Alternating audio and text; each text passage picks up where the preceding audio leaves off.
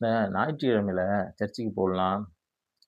சபை கூடி வருவதை விட்டு விடுகிறது போல நீ விட்டு விடாதே! அப்படின்னு சொல்லுவாங்க. சொல்லியிருக்கிறாங்க. ஆக்சுவலி சபை கூடுதல்னா என்ன? அப்படின்னு பார்த்தோம்னா, ஆக்சுவலி இப்போ சபை கூடுதல் என்ன நடந்துட்டு இருக்குதுன்னு ஃபர்ஸ்ட்டு அத பார்க்கிறோம் அப்படின்னா, ஞாயித்துக்கிழமை 9ங்கிறது 8:55க்குலாம் ஒரு சிலர் போயிட்டு அத பெருமையா பேசிக்குவாங்க. ஏன்னா இயேசு கிறிஸ்து எனக்காக வெயிட் பண்ணிட்டு இருப்பாரு. அதனால நான் 9 மணிங்கிறது 8:55க்குலாம் நான் போயிடுவேன். அப்படின்னு சொல்லிட்டு சாட்சியாவும் சொல்லுவாங்க. ஒரு சிலர் என்ன சொல்லுவாங்க, நான் 20 வருஷமா ஆச்சு நான் ரட்சிக்கப்பட்டு ஞானஸ்நானம் எடுத்து 20 வருஷத்துல ஒரு ஞாயிறு கூட நானு கட் பண்ணதே கிடையாது. எல்லா ஞாயிறும் அட்டெண்ட் பண்ணியிருக்கிறேன் அப்படின்னு எல்லாரும் கை தட்டுவாங்க பரவசம் அடைஞ்சு. ஒரு சாட்சி. அது YouTubeல பார்த்தேன். என்ன அப்படின்னா, ஒருவருடைய மகன் இறந்திருக்கார். மகனோ, மகளோ இறந்துட்டாங்க. வீட்டிலேயே வச்சு பூட்டிட்டு ஞாயிற்றுக்கிழமை வந்து சண்டே சர்ச் அட்டெண்ட் பண்ணிட்டு அதுக்கப்புறம் சொல்லியிருக்காங்க. ஸோ அது அவங்களுக்கு சொல்லி குற்றம் இல்ல. அவங்கள அப்படி நடத்துனவங்க. சண்டேங்கிறது ரொம்ப முக்கியம். எந்த ஆராதனை மிஸ் பண்ணாலும் சரி, அந்த வெள்ளிக்கிழமை ஜெபம் நடக்கும். சனிக்கிழமை ஜெபம் நடக்கும். அத மிஸ் பண்ணாலும் ஞாயிறு ஆராதனைய மிஸ் பண்ணிடாத! அப்படின்னு சொல்லி வளர்த்துருப்பாங்க. அது செஞ்சுட்டு என்ன சொல்லுவாங்கன்னா, சபை கூடி வருதலை நாங்க கரெக்ட்டா கடைபிடிக்கிறோம் அப்படின்னு. உண்மையாலுமே இதான் சபை கூடுதலா? அப்படின்னு பார்த்தோம்னா, எபிரெயர் எபிரெயர் 10வது அதிகாரம் 24, 25ஆம் வசனங்கள் என்ன சொல்லுது அப்படின்னா, அன்புக்கும் நற்கிரியைக்கும் ஏவப்படும்படியாக ஒருவரை ஒருவர் கவனிக்கணும். இதுதான் சபையில இருக்க வேண்டிய மிக முக்கியமானது.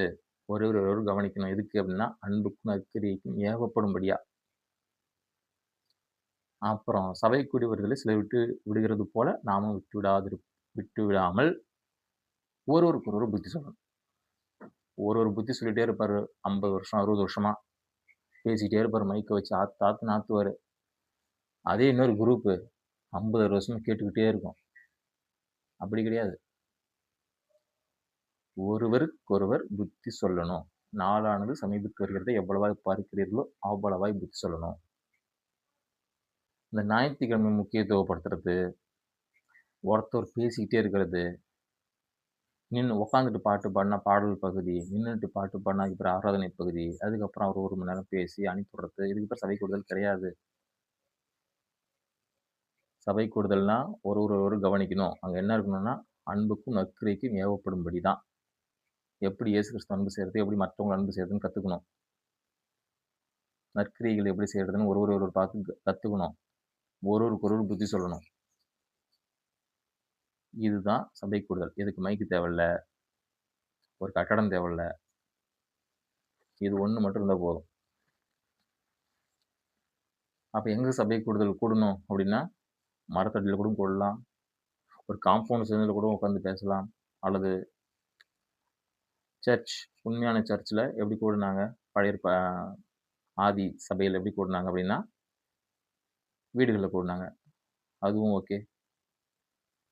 கட்டிடங்கிறது தேவையில்ல. ஒருத்தர் கஷ்டப்பட்டு ஒரு ரேட்டு போட்டு வாங்கி கட்டடம் கட்டி அவர் தசம பாகம் காணிக்கை வாங்கிட்டு இருப்பாரு. அது சபை கூடுதல் கிடையாது. சபை கூடுதல்னா பைபிள்ல தெளிவா இருக்குது. எபிரெயர் 10வது அதிகாரம் 24, 25ஆம் வசனங்கள்.